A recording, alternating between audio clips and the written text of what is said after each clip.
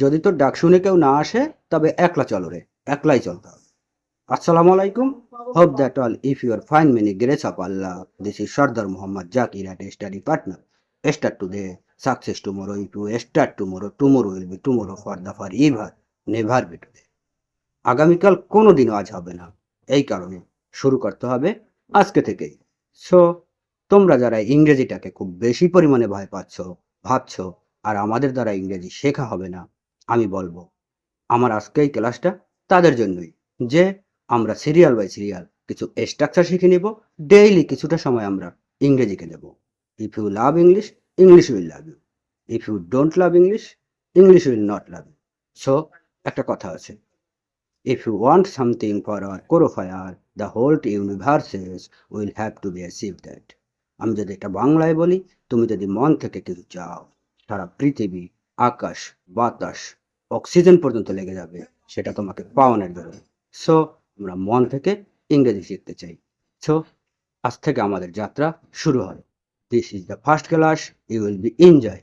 আমি আশা করছি আমার বাকি ক্লাসগুলোতেও তোমরা আমার সাথে অংশগ্রহণ করবে।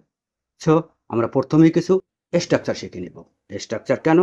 সাপোজ তুমি একটা বিল্ডিং করতে যাচ্ছ, ইঞ্জিনিয়ার কি করব, এইখানে একটা পিলার, এইখানে একটা পিলার দিয়ে ইট দিয়ে দিয়ে দিয়ে দিয়ে পুরো বিল্ডিংটা হয়ে যাবে, রাইট? এই কারণেই আমাদের স্ট্রাকচার শিখে নিতে হবে। সো আমাদের প্রথম স্ট্রাকচার হচ্ছে সাবজেক্ট প্লাস ক্যান প্লাস ভার্বের প্রেজেন্ট ফর্ম। পারা অর্থে, কি অর্থে? কোনো কিছু করতে পারা অর্থে। যেমন আমি যেতে পারি, আই ক্যান গো, তাহলে আমি আসতে পারি, আই ক্যান কাম, তাহলে আমি লিখতে পারি, আই ক্যান রাইট, তাহলে আমি খেলতে পারি, আই ক্যান প্লে, তাহলে আমি ঢাকা যেতে পারি, I can go two Dhaka, তাহলে আমি অস্ট্রেলিয়া যেতে পারি, I can go to Australia, তাহলে আমি অস্ট্রেলিয়া যেতে পারি নৌকায় করে, একটু এক্সটেন্স করেন, I can go to Australia by boat. যখনই না হবে, very simple, take in easy, ক্যানের সামনে একটা নট বসাই দাও, আমি যেতে পারি না, আই ক্যানট গো, তাহলে আমি আসতে পারি না, আই ক্যানট কাম, তাহলে আমি লিখতে পারি না, আই ক্যানট রাইট, তাহলে আমি খেলতে পারি না, আই ক্যানট প্লে। যখনই কোনো প্রশ্ন করা হবে, ক্যানটা আগে চলে আসবে, এই অক্সিলারি ভার্বটা আগে চলে আসবে। এই তুমি কি যেতে পারো, ক্যান ইউ গো, তাহলে তুমি কি আসতে পারো, ক্যান ইউ কাম, তুমি কি লিখতে পারো, ক্যান ইউ রাইট, তাহলে তুমি কি খেলতে পারো, ক্যান ইউ প্লে।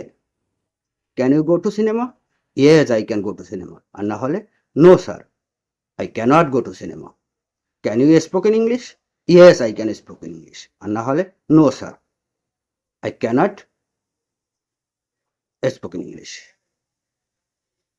সো এখন প্রশ্ন আসতে পারে যে স্যার আমরা কয়টা স্ট্রাকচার শিখব? আমরা 20টা স্ট্রাকচার শিখব। আমরা 20টা স্ট্রাকচার শিখে প্র্যাকটিস করব, ইনশাআল্লাহ you will double to English.